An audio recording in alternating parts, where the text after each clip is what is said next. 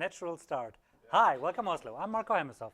So, small question up front. Who of you have heard of domain-driven design? More than the word. Keep your hands up if you're actually doing domain-driven design in your company. Awesome, that's a lot of people actually. Okay, so about me, I hate those slides, but that's why I just keep it short. I have a very unhealthy relationship with domain-driven design. I founded the German DDD community like 6 or 7 years ago, and I even invented my own conference in Germany because I love DDD so much and I think it's the only viable way to build meaningful business software. So that's basically me. What I want to talk about, and warning up front, I just figured out that all my slides are in German and I just translated them on the fly while I was standing here. So it might be some words in German, bear with me, I'll translate for you. So I want to go through all the basics of DDD. Like, what is domain-driven design and what is it not? Because there's a lot of confusion. When do you use domain? Wait a second. When do you use domain-driven design? And who should actually learn about domain-driven design? Then how to do it, which is more beautiful in German because all the questions start with a W, but hey, what can you do? And why, the most important question in the end, why do you do domain-driven design? And the risks and side effects that come with it. Because with everything, it's just a trade-off. You never get a package for free without any risks and side effects. So starting with the first question, what is domain-driven design? What's your first guess? What is DDD all about? Shall I be with you? Shall I answer? You can answer if you like. Developing ubiquitous language within bound context. Ooh, Like going almost like that. So domain-driven design is a book by Eric Evans, written in 2003, published 2004, with a subtitle, Tackling Complexity in the Heart of Software. And that's basically what domain-driven design is all about, if you don't go into that much detail. It's about tackling complexity. And now to go to that, what he said, usually complexity happens because you have an inherent complexity in your domain. So you have domain experts on the left side, and those domain experts can give you knowledge. They tell you how their business works. And there's an inherent complexity that is the inert complexity of your domain. But then you have a programmer who translates it into code. And the code has a lot of accidental complexity. So we have our databases, our messaging frameworks, our hibernates and whatnot, and then 5,000 developers in a few years that change styles and whatever. There's a lot of complexity going on that is not inherent from the domain, but that gets added by technology and by people who use technology. So usually what we do as programmers, or even worse, if you have business analysts as one hop more in between, what we do there is mapping. You map in your head, and the business people tell you, oh, if this happens, now this has to happen because rules have changed. And then you go to your code and you see, oh, for I to, okay, happen. You have to translate and map in your head. So this is very error prone because we're humans and we tend to make mistakes. Specifically, when you have to compile it all the time, you read code, someone tells you there's a mistake in the code. Whenever you calculate your value x, y, z, there's something wrong, and you try to figure out what's happening. You read the code, and you see only technicalities. Now you have to compile it to business meaning, and it's not always easy to actually extract what the code should be doing. Some people write good documentation for that. Who of you ever read a long documentation of 50 pages or more and actually derived knowledge from that and said, thank you, that was helpful for understanding my business code? Just for the camera, not a single hand went up. That's awesome. Okay, so what we try to do is to minimize the mapping that has to happen in our head. When business people speak to us in their language and we write code, we want this mapping to be as small as possible. And the smallest possible mapping we can actually get is 0. The moment that we speak the same language, the ubiquitous language, we have actually 0 mapping because we derive this language together from whatever the business wants us to do. Ubiquitous language is a word from domain-driven design, which means there's a language that is ubiquitously present in the head of the programmers, in the head of the developer, of the testers, the designers, the business people, and the documentation, as well as the source code. It's just the language that we use to describe our problem. And since our source code is just the most accurate description of the problem, it shares the same language as all the other documents. So, but how do you derive a ubiquitous language from nothing? Well, first of all, you don't. There is not nothing. You have your natural language, be it Norwegian, English, German, whatever. You have your language that you and the business experts actually share. But then you don't only speak that language, you speak your business language. In logistics, words have certain meaning. The same words can have other meaning in other businesses. So you have already a business language that derives from specific needs. But now you have to decide if your business, for example, has multiple words for the same thing. And they actually mean the same thing depending on who's talking. Some just use the old words, some use new ones. Now you have to derive a word that you can use in your code and that the developers can share. And that's what ubiquitous language is all about. You try to say, look, these words have meaning and this is kind of how I would represent your business case. Do we all agree? And if everybody agrees, you found your first take on the ubiquitous language. After a while you see, oh, we made a mistake. People say customer, but customer actually is not a customer. It's more of a creditor and debitor or a shipping address. And yeah, let's just change this concept of a customer in the code and find different words for that actually express what we want. And you do this back and forth with your domain experts, so you actually grow the ubiquitous language together. A simple way of doing that is have a glossary and just talk about it. Other methods are event storming and actually deriving it from talking about processes. We'll get to all those things later. But to give you an example of a good ubiquitous language from a domain that we all know.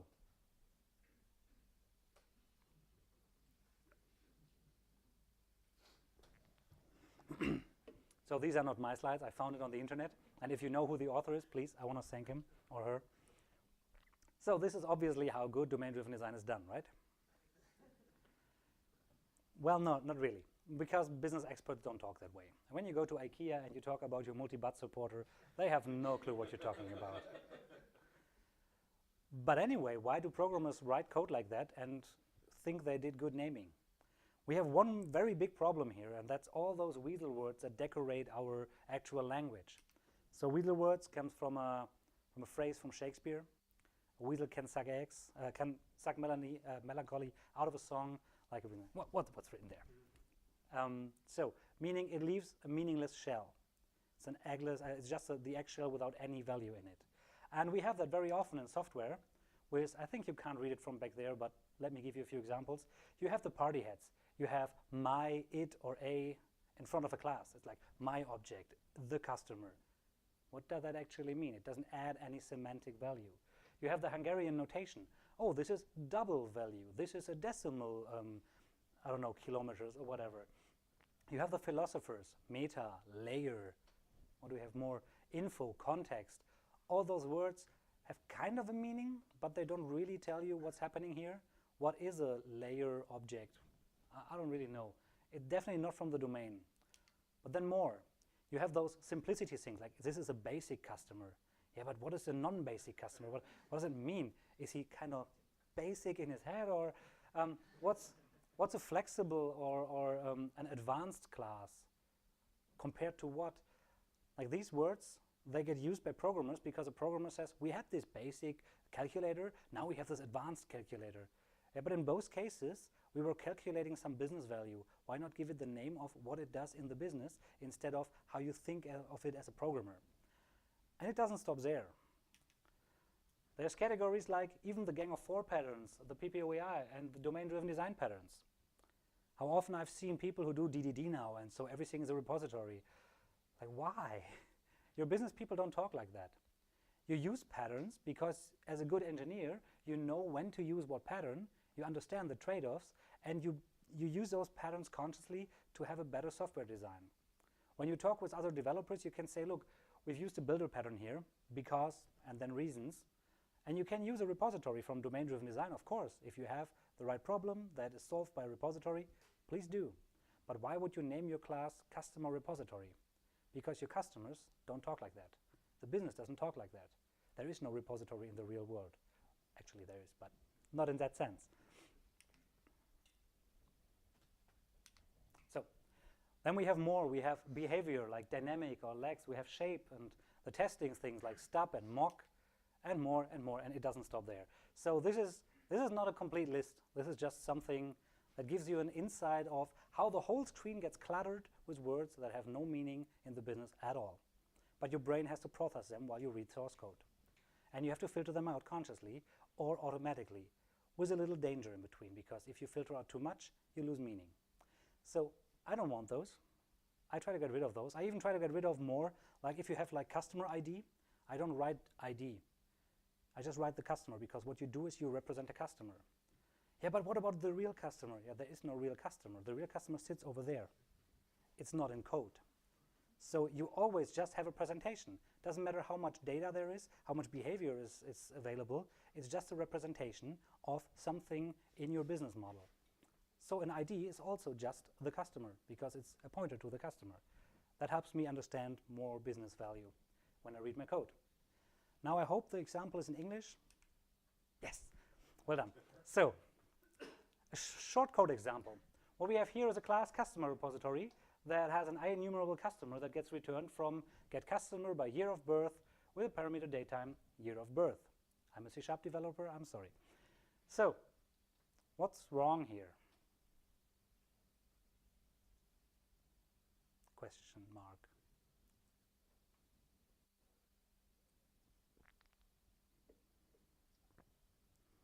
Anything?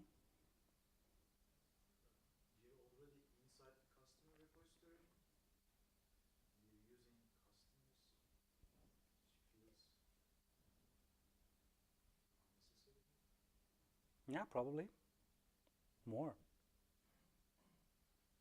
Why do you use data for year of birth? Yeah, datetime is a bad date type. It's not a datetime. I mean, January the 1st at 12 o'clock and January 1st at 13 o'clock is not a different year of birth. So what should it be? A value object, eventually something that represents The year. exactly Yes. the year of birth. Yes, we could use a value type here, year. It's not even a date, it's a year. A year may be just an int, but an int can also be minus 5,000, and that doesn't make any sense. So a year is something that has all the valid values for birth years, or for years in general in our domain. But there's way more that's wrong here. If you read a sentence like that, could you read it to your business people and they would say, sure, that makes sense. I would give you a text like that. Tough crowd. Well, the answer is no. And there's many things that are wrong here. For example, the getter. We say get something. Yeah, of course, every time you read a variable, you get it from memory. Why add that? It adds no value.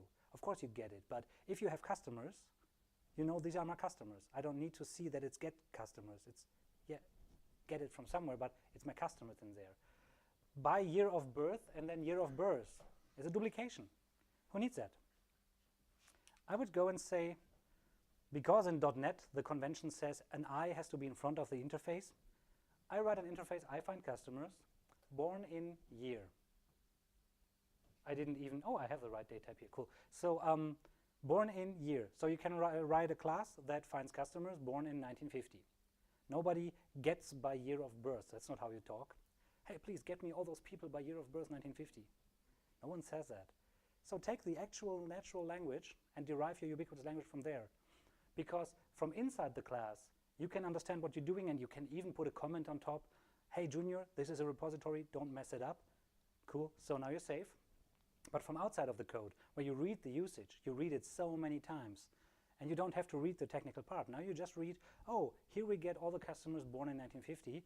It immediately makes sense to even non-technical people what the code is doing there. Cool. So let's get rid of all the weasel words, and we're done.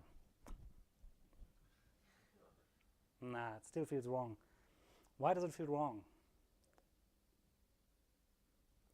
It feels wrong because these are not natural words, and we even destroyed something. The multi-but supporter, we scrapped the supporter pattern because we just used the pattern, right? But now we have a multi-but. That seems not to be the case. So we actually messed up meaning by getting rid of too much weasel words. What we should do is talk to business people and derive the real natural language they use, and then use it in code. We don't have a multi-but supporter. We have a sofa or a couch. Use it. So it's not easy to get to that language, but that's like the hardest part of domain-driven design. Iterate and iterate and iterate on the language, on the ubiquitous language. There's a pattern called refactor to deeper insight. When you learn new words, when you learn the meaning of words, refactor your code, even if you don't change anything. If you just learned, oh, it's not customer, it's, I don't know, I have no example now. If you think it's not drink, it's beer, oh yeah, it's a different word, let's use it. Nothing changes in code, but your understanding of the code changes when you read it. So always apply refactorings when you learn about new terminology. So, and now to get to Alexei's already introduced definition of domain-driven design. Domain-driven design is one ubiquitous language per bounded context.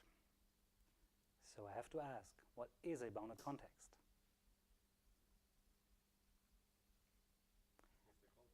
It's the context. Oh, it's a context, yes. But what is a context?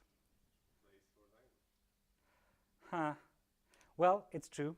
A bounded context is a semantically separate part of your domain, meaning you have a specific language in that context that has meaning. These are German words now because I wrote them by hand, so let me explain. You have shopping cart, and then you have your storage, and you have delivery and payment. And these are different contexts in my whole, I'm Amazon, the big market. These are 4 of my bounded contexts. They have relationships to each other. And you can figure out, okay, when I have customer and customer and customer is not the same thing. I would not build a class customer with all the methods and all the properties that we can actually use in code and use it everywhere. Because customer in the shopping cart is maybe just Interessent in German. Let me find the English word. Someone who's interested in stuff. So the person who's, if you buy this, you're interested in other things. That's not really a customer. It's someone who wants to buy stuff. Find an English word. I don't have one. In the storage, the customer doesn't even exist really. It's just something for this customer has been ordered, and now it has to get fulfilled and put it on a basket and send out. Then in delivery, the customer is not a customer. It's more like a shipping address. And in payment, you don't have a customer. You have debitor and creditor. So you can use the same representation with an ID. The same natural identification can work for all those classes, but it's different things. And you want to model your behavior per bounded context. And if those people in payment actually talk about customers, cool. Use it. It's their natural language, and you can derive your ubiquitous language from that. But a customer has a very specific set of behaviors and properties in payment, completely different from delivery or shopping cart. So the language, it can have the same words, but it is a different entity, a different instance of the same word, because the meaning changed per context. So there are multiple ways of deriving bounded context. One is a language barrier. So you can actually see we use words over here, we use words over here. They don't intersect, so it's a good hint for having different bounded context. Another thing could be we have the same words, but they mean completely different things. Someone says, sure, a document can be changed. Another one says, no, documents can't be changed. And both are right in their specific context. So the drafting phase and the execution phase, the one is modifiable, the other one is not. There's a context barrier. Same word, different meaning. And then just the semantic way, without language, but just with meaning. What happens in shopping cart has nothing to do, content-wise, with storage. So also that is a good hint for another bounded context. And why would you want to have bounded contexts? What is the main purpose of deriving your system into contexts? Anyone but Alexei? I saw your face. There's no wrong answer. You can only learn. Yes, that's the main reason. You want a model that fits in your head. And when you have the whole system as one bounded context, you can't reason about the whole thing because it's too complex.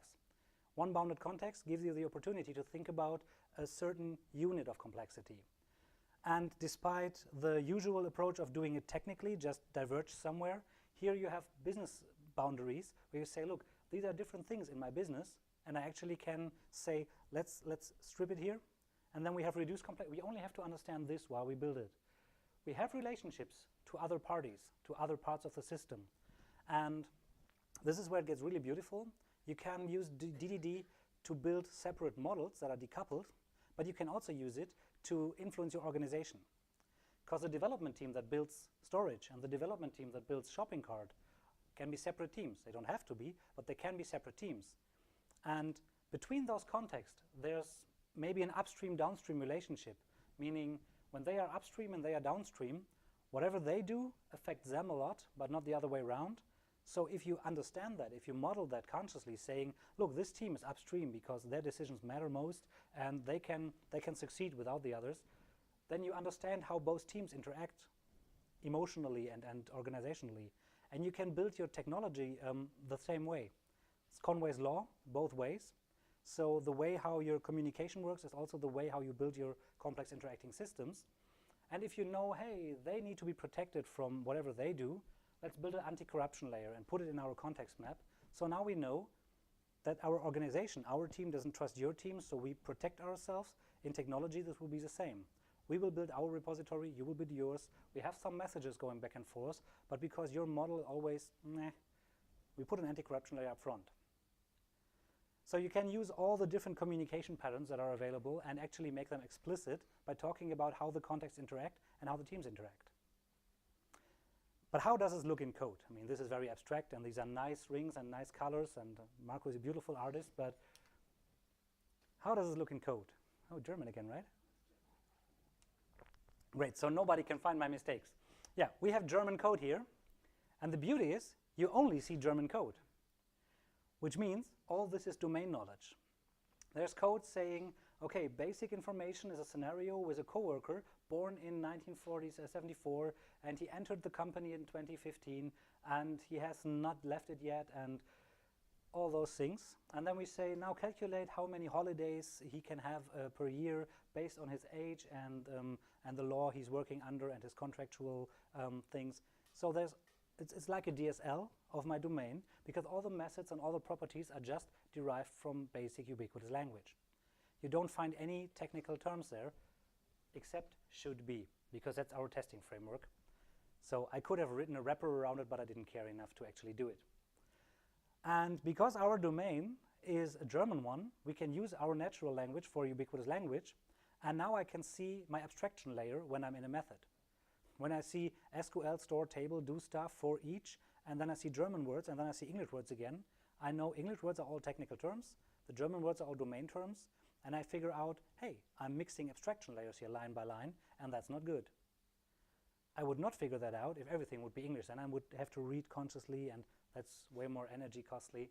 So if you have the chance, that's really beautiful to actually use the natural language, and the mapping gets thinner.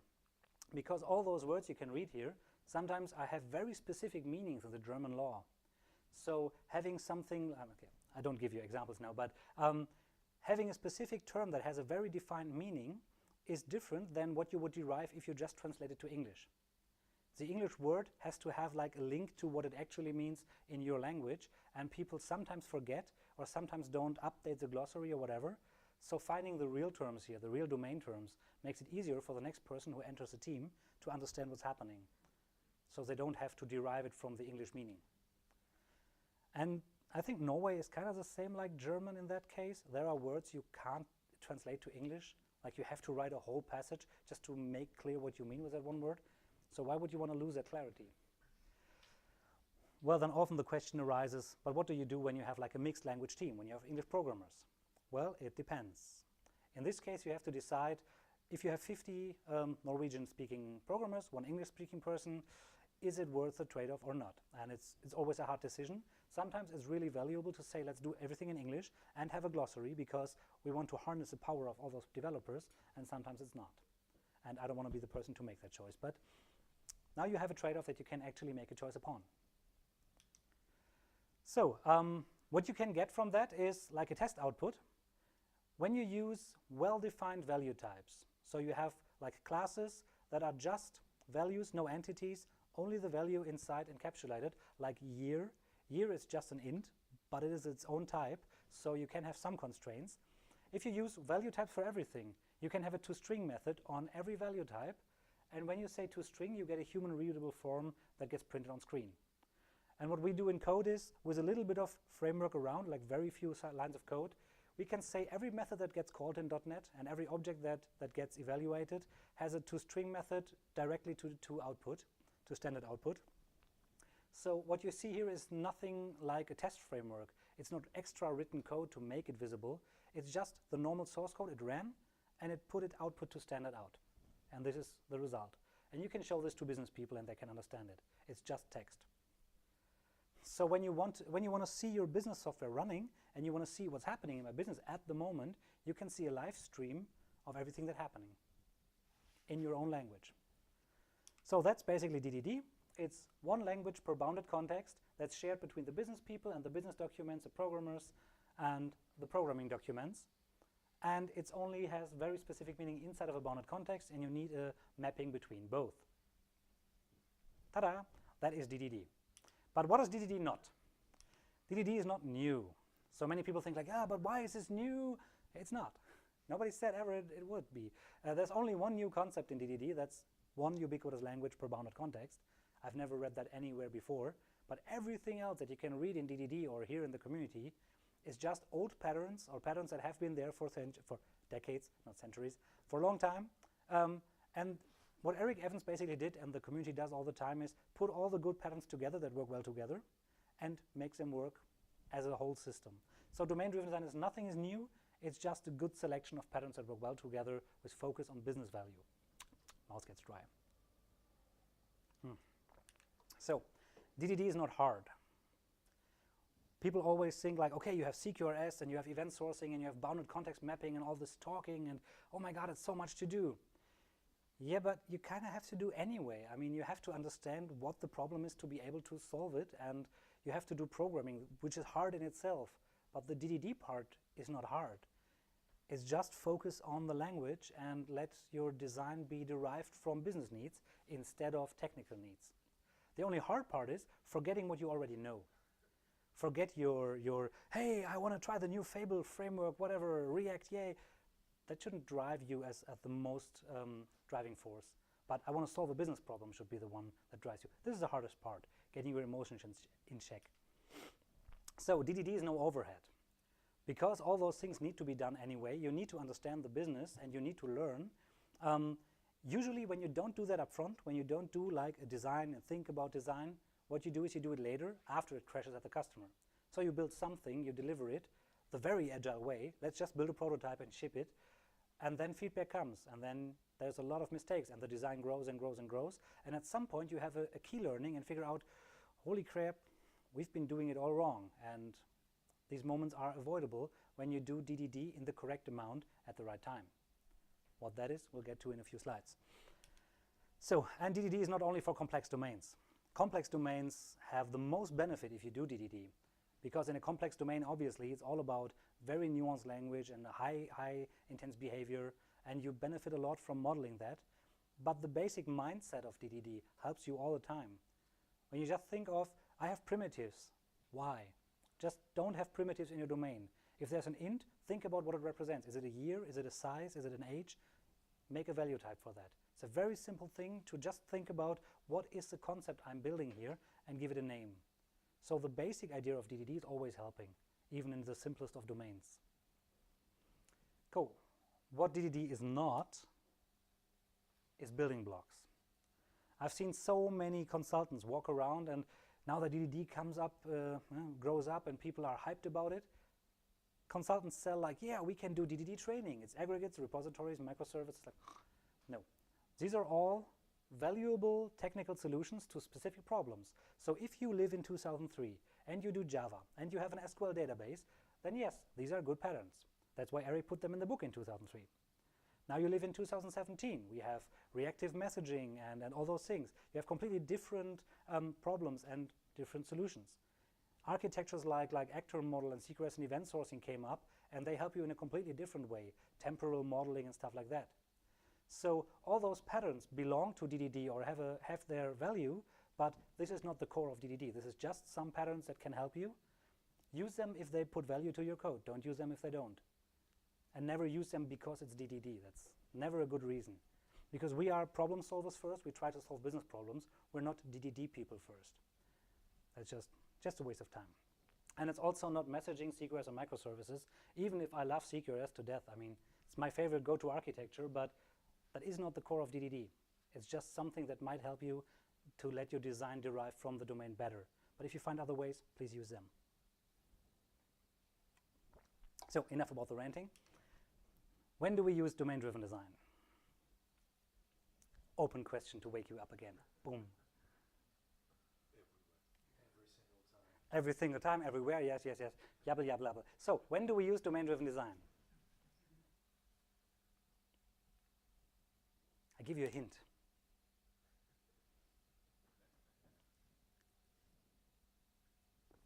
So we use DDD when we try to solve complexity in the heart of software. But what does it actually mean, complexity in the heart of software?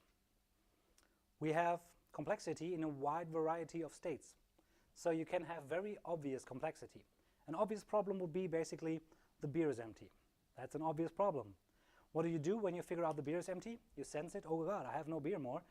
What do? You categorize. Lethal problem. We need to do stuff.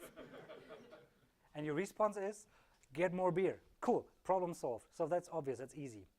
What you can do when you're in an obvious situation is you can delegate. Because it's obvious, you can just say, you, runner, get more beer. Problem solved. No, that was not a hint. But then there's complicated scenarios where the complexity is complicated, which means you need actual knowledge, you have to study or have a lot of experience to solve the problem. What you do there is you sense a problem, like, okay, the calculations are wrong now and we're wrong by an order of magnitude, what do we do? Then you analyze with all your knowledge and experience, and then you can figure out the right response. So this is something where actually putting in time and effort makes a problem solvable. And then we come into the complex domain. Complex problems are those problems where cause and effect are not easily derived up front. You can only see them after the fact. So what you do there is you sense a problem, like the fiscal system, for example, and everybody has a good idea of how to fix the fiscal system. If they only would do, yeah, but you know, it's all just ideas. Nobody actually knows what would happen if you change the fiscal laws, because it's a complex system. It's interacting with so many variables. You cannot analyze it. You can probe it. You can say, let's make an experiment. Let's change something and then see what happens. And then derive new knowledge from there and go on and on and on and keep doing that until your problem is either solved or you have no joy anymore and stop solving problems whatsoever. So, and then you can respond after the probe, figure out what to do. And then there's chaotic. Chaotic is a degree of complexity where neither of those apply, meaning you can only say, okay, I just act. I just put oil in the room and see what happens, and then you figure out, oh, okay, oil increases the fire. Not so good.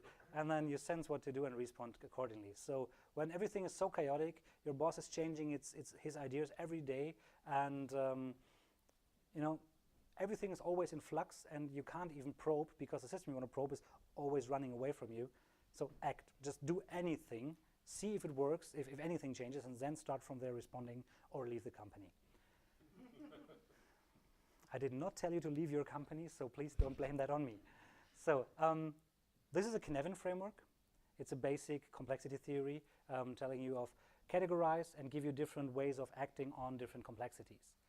So asking the question again, where would you use domain-driven design? Yes? I would say actually everywhere, but it's Thank you. most valued in a company. Ah, perfect. It's exactly what I would say. So everywhere, DDD is valuable everywhere, but it's most valuable in the upper two, complex and complicated. Complex, obviously, because it's tackling complexity in the heart of software. It's kind of in the name. And complicated is complex enough that it's valuable to do DDD there very much. But even in the obvious part, I have a beer. Yeah, so let's say beer is a value type. It's not just an int or a string. Just make the code understandable by the next developer who enters a room and says, oh, there's a string null. No, it's beer missing. That's way more intense than a string null. So yes, just add some value there. But then we have one problem. Software development is a learning process. And I stole this slide from Alberto Brandolini because I like it so much. And working software is just a side effect. So what we do when we do domain-driven design is we solve business problems. To do that, we need to learn about the business. And the business needs to learn about the business. It's an interactive process that gets more knowledge done every day. If you write software, the moment you ship that software, the knowledge in there is already old. If you're very agile, it's maybe just a few days old, but still, you're always learning about the business. And the working software is something that gets shipped on the sideline, but what you actually provide is a business solution. Software is a cost. It's not a means to an end. Well, it's not an end, I mean, it's just a means to an end. So software costs a lot, and if you have a lot of software that you have to carry around, you have to maintain it, code it, read it, understand it, debug it. You don't want to do that. You want to deliver business value. So if I go into a shop and say, I want to have a washing machine, people say, sure, here's a washing machine. They never ask me why. Yeah, because I want to have clean clothes. Yeah, that's what I want to have, clean clothes. But what is my problem? It's not that I have once a week a few t-shirts every 2 months, 20 people come into my house, we go into the garden, have a roughly football game, and the next morning everything needs to be clean again. A washing machine won't do that. I have a different problem. Still want clean clothes, but my problem situation is different. So they should ask me why, to understand my situation. Now the thing is, washing machines is such a common problem that nobody actually asks that, but the business people that come to us and ask for solutions don't say, I want clean clothes. They don't know what they want. They usually say, I need a table and 2 buttons, please add them. And I'm like, why? So it's really hard to get them engaged to actually talk about what they want, because they mostly don't know what they want. And the biggest problem here is, this is a bottleneck. It's not the working software that's a bottleneck. It's not producing more code. I can type 10 times faster if I use ReSharper. Hooray! Oh, let's just change the language and add more code. Yay! You can produce, if you have 10 more developers, 10 times more. Cool. But that doesn't add value to the software. Learning about the business does, and then solving the correct problem. But learning is hard. How do you actually learn? So, to solve that, we have tools in domain-driven design like event sourcing, which is a collaborational learning tool. And sadly, it's just a few slides now, and I forgot to put it just next to that. So keep it in mind, event storming is valuable for learning, and we get to that in a few slides. Intersection. Who should learn about domain-driven design?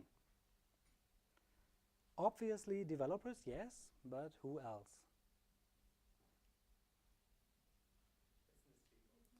Yeah, business people?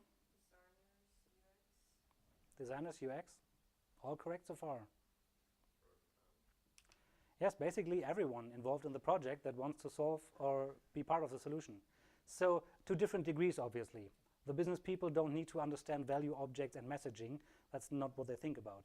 But to understand the concept of a problem space and a solution space, to understand that a bounded context has a communication behavior relationship to some other bounded context, that a language is per bounded context. Those concepts have meaning, and they add meaning to developing business solutions.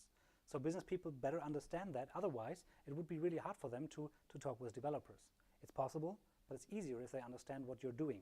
And if they believe that developers are actually generating business value instead of just slacking off with a new React framework, then they engage more. So learning about some basics is valuable for everyone, like business people, CTO, domain experts, and of course a traveling facilitator that helps you achieve your DDD goals. So let's go into a small exercise for you, how to DDD. I promised you the 3 pillars of domain-driven design, like 3 basic things that you can rest it on, and it's 3 easy steps. First of all, whenever someone tells you a secret with 3 easy steps, don't believe a word they say. It's always a hoax. So that's sad. The first easy step is extract the right model, and the right model means to be able to help. Like the right model is not the words you hear first, but you need to understand what you actually want to solve, and you extract the right model to be able to help. If you extracted that model, you have to put it into semantic code, so it's readable in the language of the business, so the next person can read the code and extract the right model from what they read. Ideally, without talking to anyone, that would be the best case. Reading the code, understanding everything, cool. Rarely the case, but you put the model in semantic code to increase learning and clarity. And the third is you have to secure that code from any kind of corruption. Because usually technical corruption bleeds into your domain the moment you let your junior or even a senior touch the code without proper hitting their fingers with a DDD book. So, and I know I'm German, but it's a dance, not a march. So you don't go, extract it, yes, put in semantic code, awesome, now, safe from corruption, sir. No, what you do, you take those 3 steps, usually in that order in the beginning, but afterwards, whenever you learn something new from the domain experts, you put it in semantic code again. You do refactoring to deeper insight. If you figure out that you're solving the wrong problem, you have another modeling discussion and extract more of the actual ideas. And you can do any of those steps in any order whenever they seem fit. So it's a dance from there on. So now to my favorite domain experts. They brought a domain with them.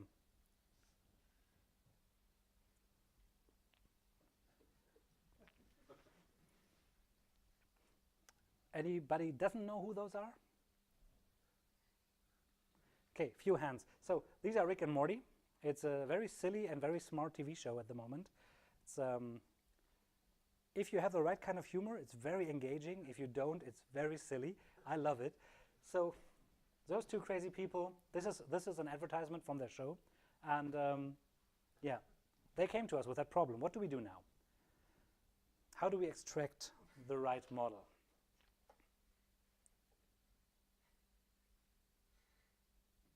Try to learn the language. Yes. So we need to understand those words. We need to understand what's a dinglebop and a schleem and a trombus and a plumbus. I have no clue. So we ask them for those words. But why? What do we actually gain from talking about those words? If they... Understanding. So that might be important, actually. More important than understanding what those words mean in the beginning is asking around those phrases. Which doesn't mean you should not ask what those words mean, obviously, but doing this, give me a dictionary of all the words, doesn't really add meaning to my understanding. If you define all the words, I still don't know what you're doing, maybe. I have a picture, but this is something where I can start.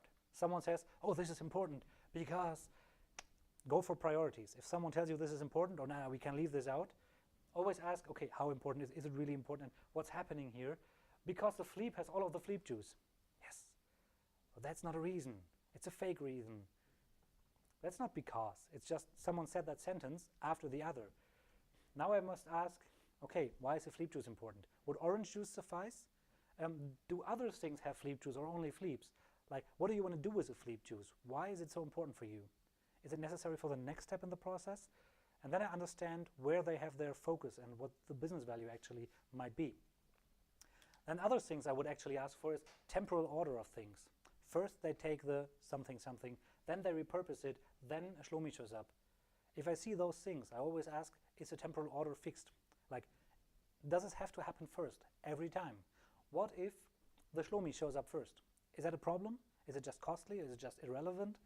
What if they did not repurpose it first or after that? Just ask about the temporal order to learn about what the business actually wants to do and what all the edge cases are, because the edge cases are the things they didn't mention here. Then you have all those words that are kind of temporal, but not really. They say they take, they cut, the blams drop. It's in a certain order, but they didn't mention that it happens afterwards. Is it a deduction? Is it a temporal order? Is it just randomly mumbled after one another? Can it be parallelized? So the basic trick is whenever someone tells you something is binary, ask them if it's a continuum. Like if it's before or after, like, yeah, does it matter? Is it a different order? No, is it a continuum? Maybe it's a multidimensional thing. And then you get those qualifications, like you have a bunch and then later and several and a regular old plumbus. Is there an irregular old plumbus, and how does it look like? What is a regular what is a regular young plumbus? So what does it mean, regular and old? All those adverbs, adjectives, words. It's just semantics, right? So you can ask, what does several mean? Is it 1, 5, 1,000? I have no clue. Get a qualification so you understand more about the whole context. But still, now we have a declaration or definition of the words. We know the importance. We know the temporal order of things and what should go before what and why. Still, can we build software for them now? I mean, imagine you understand now what those words mean. But Probably they don't need a software.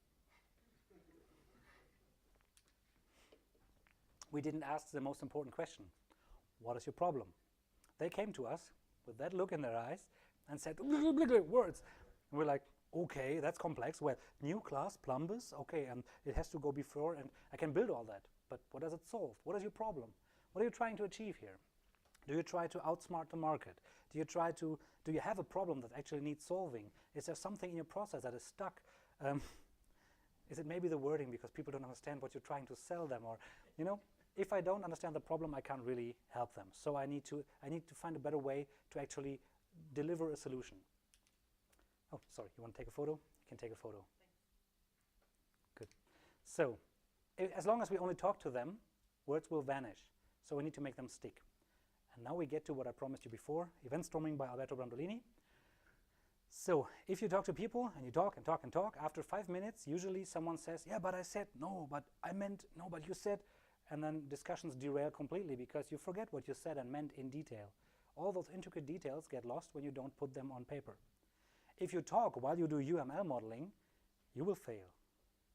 Because 20 people in a room, everybody's learning from each other, but everybody says, stop, stop, stop, stop. So this is a square bracket, and it goes to here, and like you completely derail the discussion from there. You need a natural flow of language to actually be able to work with business people. So what Alberto Brandolini proposes is event storming, which is a word mix of brainstorming methodology with events. So domain events. Domain events are basically things that happened in the past in your business that have meaning to the business. So button clicked is not a domain event, but shopping cart ordered is a domain event. Does it make sense to people? Cool. So this is event storming in one slide. You take the right people with a limited amount of time, an unlimited modeling surface and unlimited sticky notes and pens, and then they will derive a great business model, a process flow in a few hours instead of having a complex UML diagram after a few weeks or days of modeling. But how does it actually work? So you put those people into the room and you start with events. You tell the people, hey, everything that can happen in your domain, like the Dinglebob and the Schleem and whatever, just put it on orange posties and put them on the wall in a timely fashion, from left to right, from past to future. This is divergence in the beginning. Everybody gets a pen, everybody gets post-its. So you don't have to funnel the information through some person that is actually writing and drawing, but everybody can just add post-its and sticky notes. So you want that chaos in the beginning. That's game storming one-on-one. Divergence, emergence, convergence, 3 phases. The beginning is just put everything out there. There are double post-its because we have the same ideas in some points. Then there are some post-its that are almost the same but use a different word or are slightly different in behavior. And then there are things that are completely opposite. I say it has to be this, you say it has to be that. So yeah, let's just put both models on top of each other and discuss it. The good thing here is that we do not oppose each other. We're not sitting in a room, you sitting opposed of me. We're kind of like enemies. The people next and left and right to me are my friends, and the people behind that I can't even see.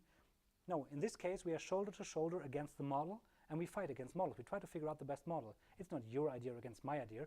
You have an idea up there, I have mine down here. Let's take pros and cons and modify both. And then a third person comes in and says, oh, but what if you, cool. So you have collaboration.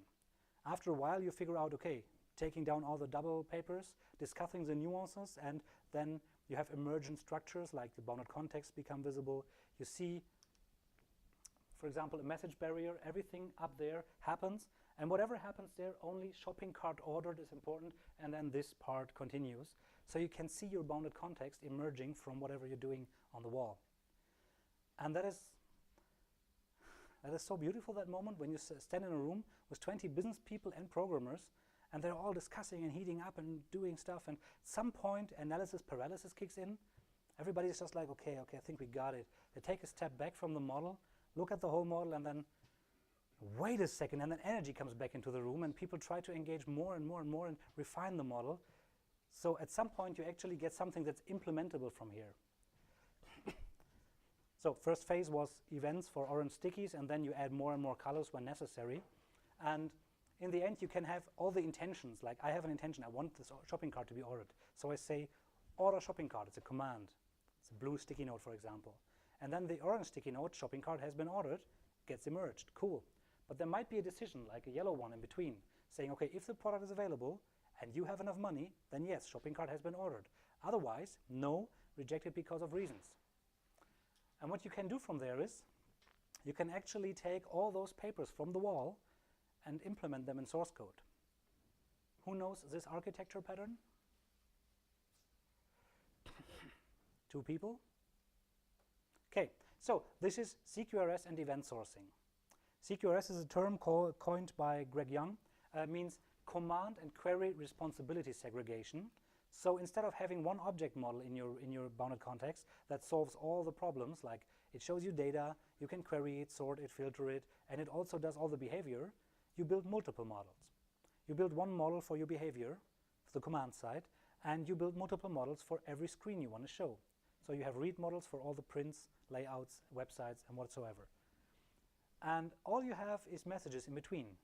So over here, we have a user or any role specifically, and the role has information from the real world and also a screen from our system. So they know about stuff. They know, oh, the new book Game of Thrones is out. I want to buy this. So they issue the command, buy this book. That command gets sent to the domain, the command side of our model, and there you have an object model which has Verhalten, which means behavior, the yellow one. So there's a business rule. It can be an aggregate, an entity, it can also be a function or whatever, but this is business behavior. And when that behavior executes, it emits an event. Shopping cart has been, book has been bought, or buying of the book has been delayed or denied, or whatever happened. The thing that happened can be projected to any kind of information. This is a different model now, it's our read model. So the screen can actually query that model and see, oh, that book is not available anymore because that guy just bought it. Cool. And what we do in the domain is we do not store our state in a third normal form or anything, or with Hibernate. What we just do is rehydrate our objects by replaying all the events that happened to that object before. So my shopping cart is just a list of product has been added to shopping cart or removed from shopping cart, and shopping cart has been bought. So tops, I don't know, 20, maybe 100 events. It's very easy. So it's a little modeling exercise to not let an event, an aggregate grow so big that it needs millions of events, because then you need to start snapshotting and stuff, and that can get ugly. But most of the time it's very easy to model your domain, so you only need a few events per object to rehydrate your state. The beautiful thing here is that you have everything that you need in your model on the wall. You talk about it with business people only in language. So you have blue post-it notes with imperative, do this, run there, make coffee, buy stuff. And then you have events, things that happened, has been bought, coffee has been made. And in between you have decisions on yellow post-its that just say what is the business rule here to make either this or that decision. And that's all. So the modeling is totally domain-driven, and the code that derives, if you do CQRS and messaging, is one-on-one. You can just derive it from there. Even your given when-then tests can be derived from here, because if you do behavior-driven development, you say, given those 15 events in the past, when I issue that command, I expect this event to happen. Given other set of events, the same command has a different result. So you can actually go through the whole business model on the wall and derive your BDD test from there. And many, many more applications, which will blow up the night along. If you have more questions about that, I'm super happy to answer them later. So now we have extract the right model by asking the right questions, doing the event storming, and then even putting it into semantic code by defining everything to be messages and closed objects that actually deal with messages, which, by the way, is Alan Kay's definition of object-oriented programming. Opaque things that only interchange messages. The basic idea of OO is what we do here. But we're missing the one step from our three-step dance, which is protect the model from corruption. This is where Eric Evans wrote about hexagonal architecture. I think the word is kind of flawed because people expect a hexagon somewhere, 6 edges or something, and that's just not the case. What he actually means is ports and adapters. So what you do is you have your business code, be it object-oriented or functional, nobody cares. You have your object code, your domain code, and that code is completely oblivious from the rest of the world. It doesn't know if there's a messaging framework. It doesn't know if there's a database or anything. It's just code that you can call. And you have ports and adapters on the outside. So if I send a command message with 0MQ, a 0MQ message arrives at my border of my domain server, and then I have this small port that says, oh, I should buy this shopping cart. I know which domain object handles these questions. So I have to reinstantiate it, rehydrate it from event store, or reload it by Hibernate, or whatever method we use. And now I know which method to call. And then the domain logic gets executed without knowing anything about the outside world, and just let something happen. Ideally, publish an event. And then the port and adapter thing continues doing what it should do, store the event, publish it on the stream or whatever. So when you build this kind of architecture, which is inherently simple to build but hard to maintain, but when you build it and you build ports and adapters, you also have your bounded context barriers built in directly, because between those ports and adapters, an anti-corruption layer is just a method that you can call, or an object that you can call, that protects your domain code from whatever out there. If you send me customer bought stuff, but I don't have a customer in my context, I only have creditor and debitor, I know the ID that you mean with customer, this ID is my debitor with this ID, so I can translate it so that my domain code only gets a debitor. It doesn't even know that a customer did stuff. I have this very thin layer that protects me from all the muddy outside world models. Does this make sense to people? Cool. So, why would we do DDD now? We're almost at the end. Why domain-driven design?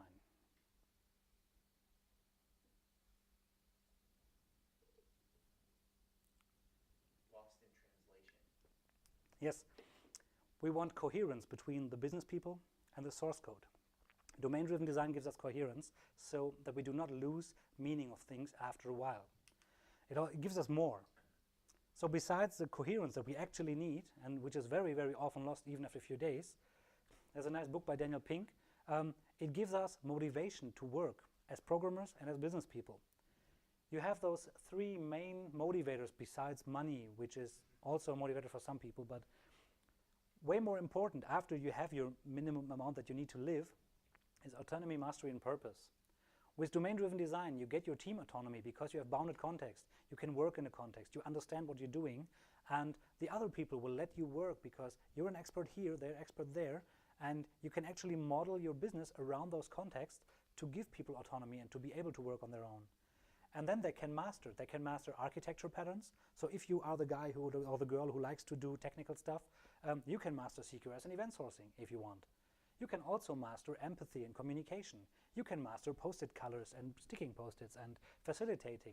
There's so many fields that are necessary to do good domain-driven design that completely irrelevant what your focus point is, you can master that because your abilities are needed.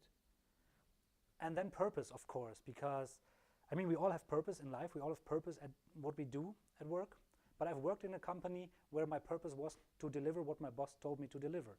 We need a grid. I needed to do a grid. That's my purpose in life. It's not really fulfilling. When you do domain-driven design, your purpose is whatever the purpose of your customer is. So you optimize logistics to make the world a faster place so stuff gets delivered faster. If you work in healthcare, your purpose is to help people get healthy quicker or cheaper or whatever. There's multiple purposes. And you can choose your domain based on your likings, and you have all those three different things that motivate you to work. Everybody has a different level of all those three and different needs, but you can adjust now because you can make it transparent. And then there's also another thing. You can mitigate risk, and hey, business people love that. There's two main things that businesses want: make money and reduce risk. Besides anything else, everybody has other purposes and goals, but to make money is actually like the inherent reason why companies exist, and to reduce risk is what the other thing they can do, you know, to avoid loss. And people fear loss more than the winning. So what did I want to say? Oh yeah, the team boundaries. So because you have bounded context, you derive them by modeling the business space. You can design them actually based on different rules. When you have your bounded context, you can say this bounded context is our core domain. This is how we derive value from the market. You put your best people in there. You put your most money in there. This is where you want to excel.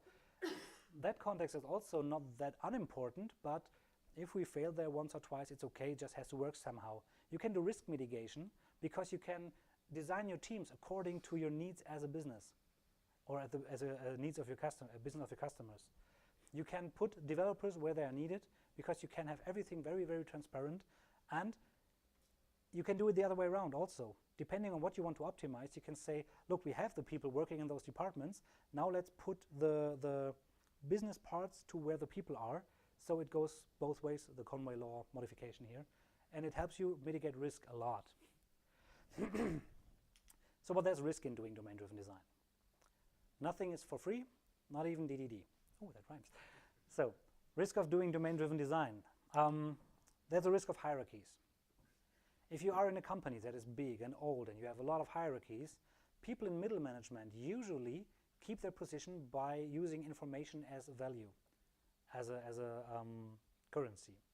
So distributing knowledge, talking with everyone, having a collaborative learning so everyone can improve is exactly what people in middle management fear when they do not want to lose their power. And it's really hard to carry them with you and tell them, you know what, you're not losing your job. You have job security. You don't have role security because roles will change now, but your job is safe because we need your insights. But first of all, that's not always true. And second of all, people fear it instead, despite of your best intentions, because things change and they lose control. So you have to fight hierarchies, and that can be daunting. I've seen companies that actually found the solution of adding more hierarchies because down there they are doing DDD now, so let's add one more layer. So we up here are not involved.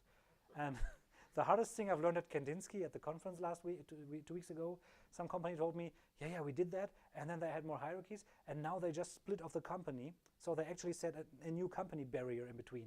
Now they are a big company consisting of multiple companies, so there is no interaction anymore. It's not possible. So they added more abstraction layers to protect them from the good stuff, which is totally crazy, but people tend to do that. People tend to not understand because it's hard and you need to learn about it, you need to be open-minded. And it always depends. If a DDD comes from down there as a guerrilla, it's really hard to leave the developer phase because you need business people to integrate with you, and that's sometimes very, very hard task. If it comes from up there, if the big bosses say, look, let's do domain-driven design, that can work, but usually you have the old people, I mean not old in age, but in mind, old people saying, no, we've done it always this way and we won't change now, and you're DDD kids, and they just fight it. And the more proof you give them, it's backfire effect psychologically, the more you prove to them that it works, the more you are the enemy because you attack their identity. It's not they don't believe your ideas, it's you attack their identity. They've been doing it for 20 years and it works, and now you're telling them this is all wrong and here's a better way. People protect their identity with everything they've got. So you need a lot of psychology and a lot of patience to transform huge organizations if you're unlucky. Yeah, constraints. So you can, you can get a lot of constraints there that actually frustrate you, and you have to fight that frustration. Beware that you are not DDD people, you are business problem solvers.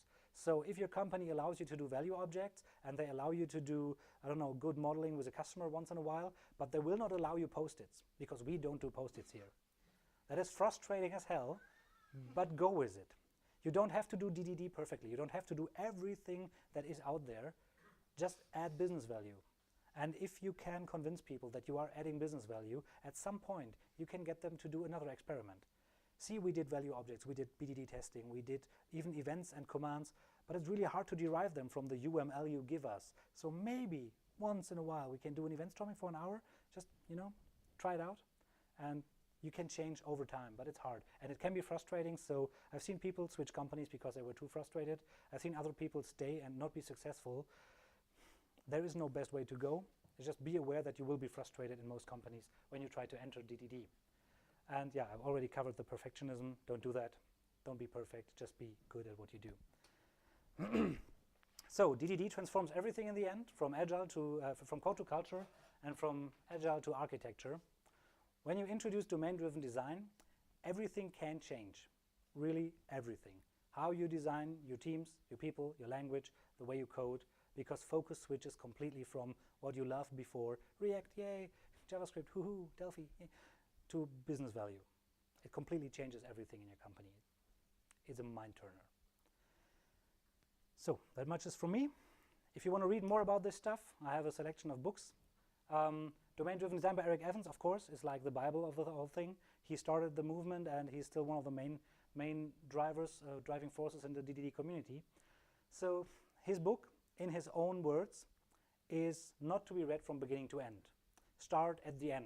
Start with the last 3 or 4 chapters, because 10? Yeah, the 10th chapter and onwards, because the first 9 chapters are about tactical implementation.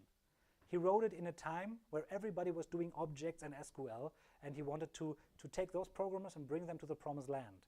So he started with, hey, value objects, entities, repositories. And most people today read DDD book. After 7 or 8 chapters, they're like, yeah, got the gist of it. Stop reading. The valuable part comes after chapter 10. That's where the DDD starts. So you have to read that first. And his book is kind of hard to read, even the last chapters. It's so dense, it's full of information, but you have to have a certain understanding of the problem space first to actually grasp all the knowledge. So I read it every 2 or 3 years, and every time you read it, it's like, oh, now I understand. Oh, holy shit, didn't get it before. So it's a very good book, and if you are already into DDD, read it. It's very valuable. But if you want to start, if you have like not read anything at all, the up in the left, Patterns, Practices, and Principles of Domain-Driven Design by Scott Millett and Nick Tune, which is a book, it's written in a way that I would write a book actually. Well, I don't write, but it's written in a really good way. You have architecture, you have modeling techniques, you have different code examples. Everything important is in there. It's not superficial, but it's lightweight, but it's everything. So it's a good starting point to get into DDD with everything that's important. And if you want to implement more and you're from the Java world, read Von Vernon. If you're from the C# world, read Jimmy Nielsen. And of course, Alberto Brandolini in Italian fashion. This book is not finished. It's on Leanpub, 60% for over a year now.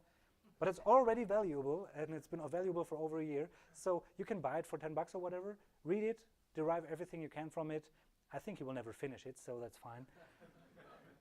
But he's a force of nature. So whenever you see Alberto, looks like Super Mario with a gray beard now. Whenever you see that guy, talk to him about event storming. Just ask him, and he won't shut up the whole night. Yeah, and then that is already over. So that's it. Thank you very much. Good night.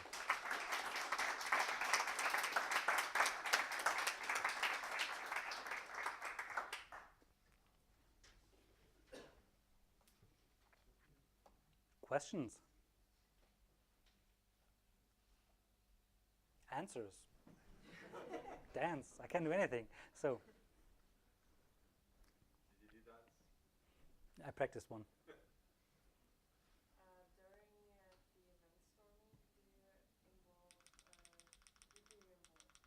During the event storming, who do you involve? So I said in a slide, the right people. And the right people is hard to guess. Who are the right people? The right people are those with questions and those with answers to the problem. Now that's the best definition you can get. It's not about, you don't get the programmers and the CTO and 2 business people, and there's no recipe. If there are 5 people that have answers, because 1 or 2 are users of the old system, 1 is an old programmer that has been in the room for 20 years, and the others are 1 domain expert from the customer and 1 of your own CTOs or whatever, or CEOs, and those people want this product to be launched. Those are ones with answers. And you have developers and testers and UX designers that have questions. They want to understand what to build. Put those people in a room. So basically, you can start with 2 people. I mean, you can even do it alone, but that's kind of like missing the point of collaboration. You can start with 2 people, and at 20 or so, there's kind of like a gap. So I've did it with 25, and it worked kind of, but 20 is already a lot of people. So the best results I've got was 10 to 15 people as a group, and then mixed between business people and programmers and testers. So multiple viewpoints is better. You know, diversity increases model diversity. Yeah. Does it answer your question? Yeah. Cool. We have designers and UX people Yeah. at the firm, and they do this kind of insight phase. Mm-hmm. Customer before we start designing, before we start developing. And before we started the project, I asked if we could do domain-driven development, but nobody Yeah. knew what that was.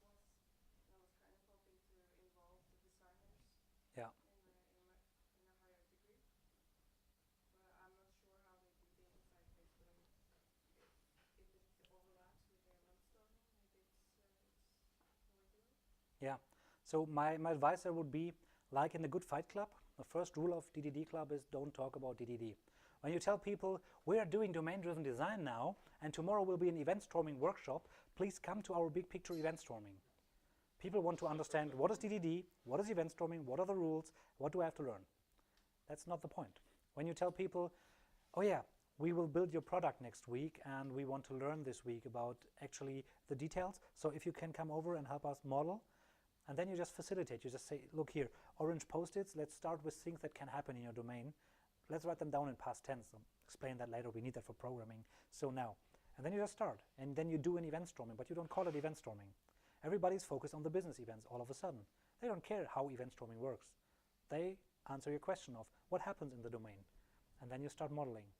So the whole thing with DDD and event storming is for people who want to introduce it. They better learn it. But do not tell people that you're doing it now, because then they focus on the technicalities instead of the business value that you actually want to deliver. Cool. Yes, please. So do you usually include people from different bounded contexts, I guess, or do you try to flesh out one context at a time? Well, therefore, you first must know what a context is. And there are different event stormings that I do. Man, this beer is making me burp. So there are different event stormings that I do. There's a big picture event storming. The big picture is what I do in the beginning of a project. I don't know the context yet, so I'll take all the people that I can get that are that have answers for the big context. And we model the whole business process, so this is not limited to the software that we should build. We actually try to understand the whole business, so we know where we can optimize. Sometimes the solution is on the complete other corner than we thought it would be in the beginning. And when you do the big picture, you're on a little less details. So something like, okay, shopping cart got handled somehow, which might also be 20 different post-its, but it's not important at that detail level right now. It's just that it got handled and then something gets fulfilled, cool. So there you have all the different roles from all the context. And in that big picture event storming, that's where you get, where do we have it? Here. When you do the big picture, at some point you see, oh, there's just one event going back and forth between both contexts, and you see these context lines emerging. It doesn't have to be, it doesn't always happen, but most of the time you actually see, look, there's actually a different context. One very good hint for that is you have different business people in the room. 2 or 3 of those business people stand here, and 2 others always stand here and model. And the developers are standing in between and trying to figure it out, and as a facilitator you see, oh yeah, those are warehouse people, those are payment people. Obviously I have 2 domains here, so you can draw your bounded context lines. And then when you do detail level event storming, you take all the people that are necessary for that detail, like users from that site and the domain experts from before, and programmers and designers that were not invited into the big picture event storming because can't fit 100 people in a room. And you take now all the 20 most important people and put them in that room and let them figure out the details of that context. The problem that can arise is, after modeling a bounded context, after a while you figure out, okay, I have so many questions for the other context, so many of my events need to go elsewhere, and I'm waiting for a reaction, and there's a high interaction between me and another context.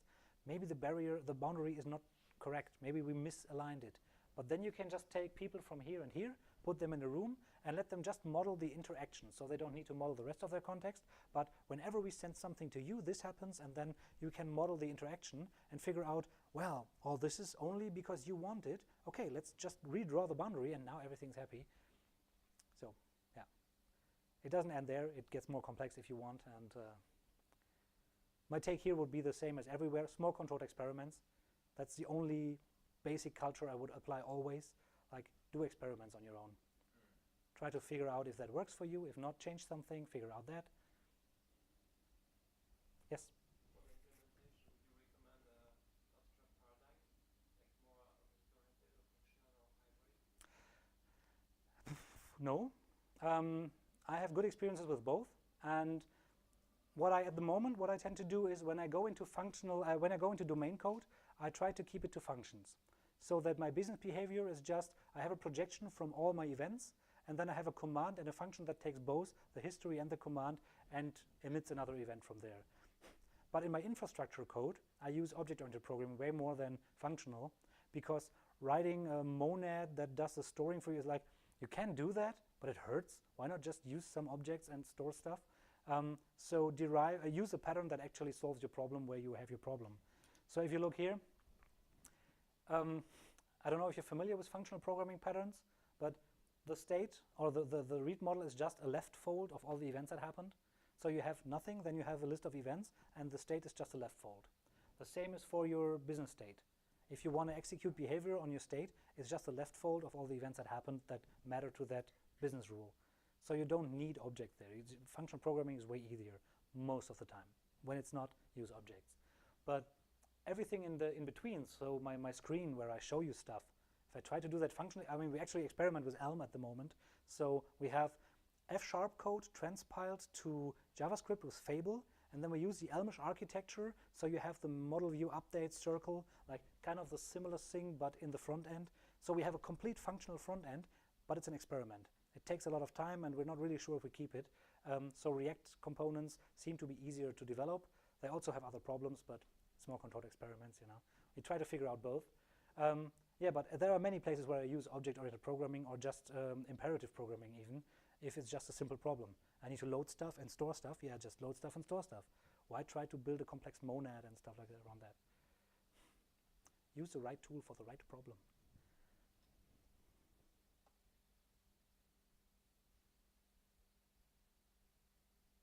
I have all night and a half full beer, so.